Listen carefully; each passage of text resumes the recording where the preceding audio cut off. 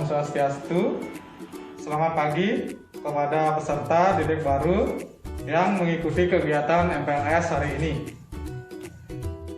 Pada kesempatan ini akan disampaikan materi mengenai pendidikan karakter, di mana akan disampaikan oleh tim penyaji. Di antaranya yang pertama ada Bapak sendiri IGD Suwardiana SPD, kemudian ada Kadek Suherman Ari Prabawa, kemudian ada I Gusti Lanang Open Glestia Putra, yang terakhir ada I Gusti Lanang Agung Edi Suteja. Silakan anak-anak persiapkan diri untuk menyimak video materi pendidikan karakter. Baik, materi pertama yaitu tentang pentingnya pendidikan karakter. Seberapa pentingkah pendidikan karakter itu? Penguatan pendidikan karakter dalam konteks sekarang sangat relevan untuk mengatasi krisis moral yang sedang melanda di negara kita. Krisis tersebut antara lain berupa meningkatnya pergaulan bebas, maraknya angka kekerasan anak-anak dan remaja, kejahatan terhadap teman, pencurian remaja, kebiasaan mencontek, penyalahgunaan obat-obatan, pornografi, dan perusakan milik orang lain sudah menjadi masalah sosial yang hingga saat ini belum dapat diatasi secara tuntas. Oleh karena itu, betapa pentingnya pendidikan karakter ini di sekolah. Selanjutnya, Bapak akan menjelaskan tentang pendidikan karakter menurut para ahli. Di sini Bapak akan menjelaskan pendapat para ahli tentang pendidikan karakter. Itu ada 4 orang ahli. Yang pertama, menurut Licona. Menurut Licona, pendidikan karakter adalah suatu usaha yang disengaja untuk membantu seseorang sehingga ia dapat memahami, memperhatikan, dan melakukan nilai-nilai etika yang inti. Selanjutnya, menurut Sianto, mendefinisikan karakter sebagai cara berpikir dan berperilaku yang menjadi ciri khas setiap individu untuk hidup bekerja sama baik dalam lingkungan keluarga, masyarakat, bangsa maupun negara. Selanjutnya, yang ketiga, menurut Kertajaya. Menurut Kertajaya, karakter adalah ciri khas yang dimiliki oleh suatu benda atau individu yang merupakan mesin yang mendorong bagaimana seorang bertindak, bersikap, berucap, dan merespons sesuatu. Terakhir, menurut Kamus Psikologi, karakter adalah kepribadian ditinjau dari titik tolak etis atau moral, misalnya kejujuran seseorang, dan biasanya berkaitan dengan sifat-sifat yang relatif tetap. Selanjutnya Bapak akan menjelaskan tentang 18 butir pendidikan karakter.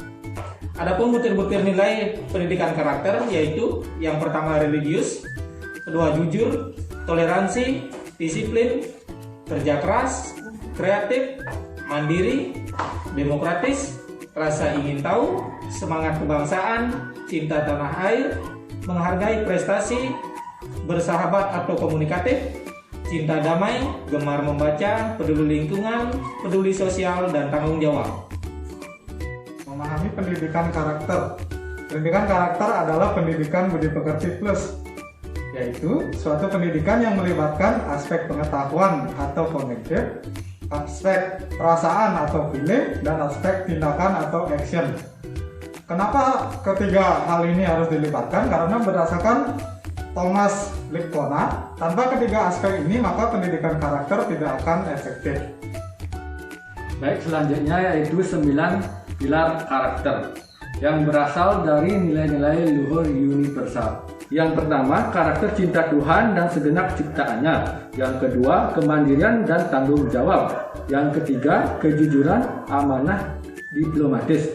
Yang keempat, hormat dan santun. Yang kelima, dermawan, suka tolong menolong dan gotong royong. Yang keenam, percaya diri dan bekerja keras. 7. Kepemimpinan dan keadilan. Ke-8, baik dan rendah hati. Yang terakhir 9, karakter toleransi, kedamaian, dan kesatuan.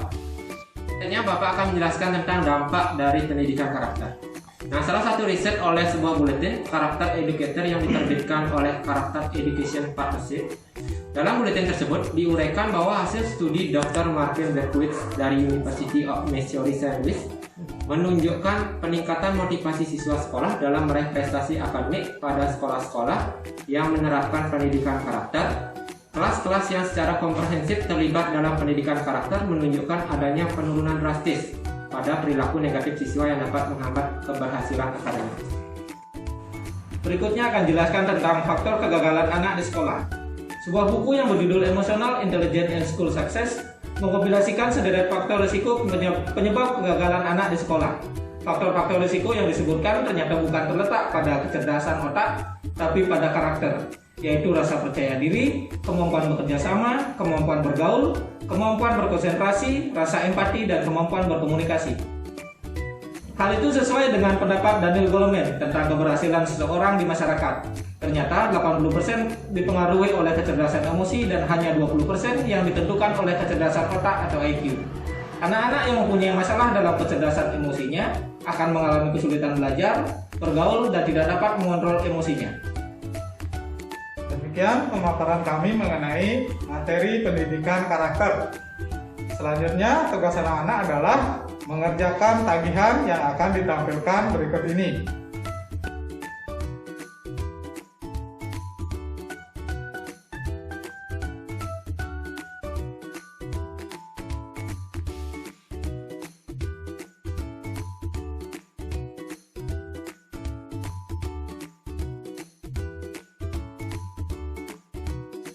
Om Santi Santi Santi Om. Teto